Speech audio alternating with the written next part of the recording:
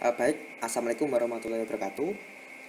Eh, Perkenalkan, nama saya Aladin Merabadi dan kali ini kita masih di seri 2 framework.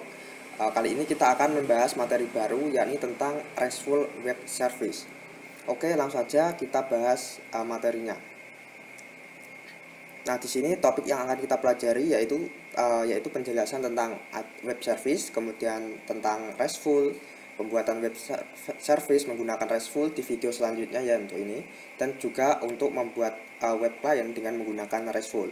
Oke, langsung saja. Nah, di sini apa sih itu web service?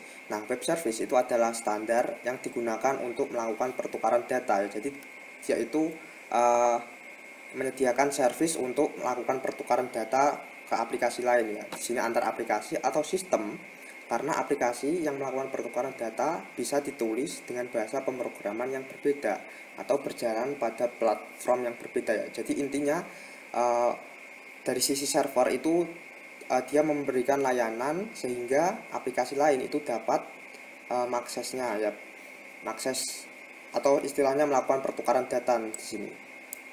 Nah, contoh implementasi dari web service itu antara lain itu ada SOAP dan juga REST. Oke, lanjut. Nah, apa sih itu RESTful Web Service?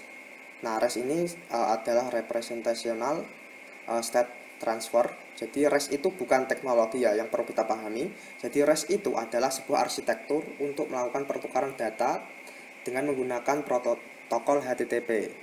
Nah, kemudian RESTful di sini, RESTful API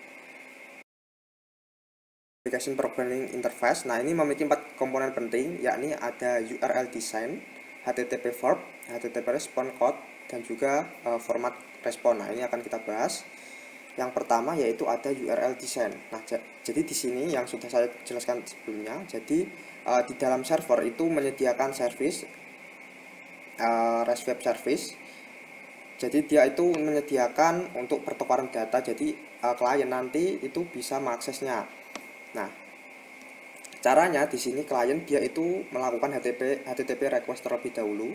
Nah, kemudian server di sini mengembalikan ya dengan mengirimkan HTTP respon. Nah, ini nanti ada kode-kodenya, ada 200, 500 dan lainnya nanti akan kita bahas. Kemudian ada HTTP verb ya di sini metodenya atau verb di sini ada get. Nah, get ini digunakan untuk mengambil data ya, atau menerima data, menerima item dari resource-nya. Kemudian post apabila kita ingin misalnya membuat atau menambahkan data itu bisa menggunakan post ini. Kemudian put ini mereplace, kemudian patch ini mengupdate, dan delete di sini untuk menghapus ya. Nah, ini untuk get dia menggunakan link. Kemudian post menggunakan form. Untuk delete dia bisa menggunakan form dan juga bisa menggunakan link ya di sini. Oke, lanjut. Kemudian HTTP respon. Nah, ketika tadi user itu melakukan HTTP request, nah itu kan dia server akan mengembalikan HTTP respon. Nah, responnya ini ada 200 yang menandakan bahwa sudah sukses ya. Kemudian ada 404 driver not found, kemudian 409 credential wrong, kemudian 500 internal server error. Nah, ini pasti sering kita temui saat kita misalnya browsing. Nah, ini status 500 ini ketika misalnya terjadi masalah di server itu biasanya pakai 500 ini ya. Oke, lanjut. Kemudian format respon. Nah, komponen dari format respon itu ada status respon. Nah, ini mengindikasikan status server terhadap resource yang di request, misalnya 404 artinya resource tidak ditemukan, dan 200 ini kodenya itu artinya responnya oke ya, jadi sukses. Kemudian HTTP version itu menunjukkan versi dari HTTP yang digunakan, contohnya HTTP versi 1.1.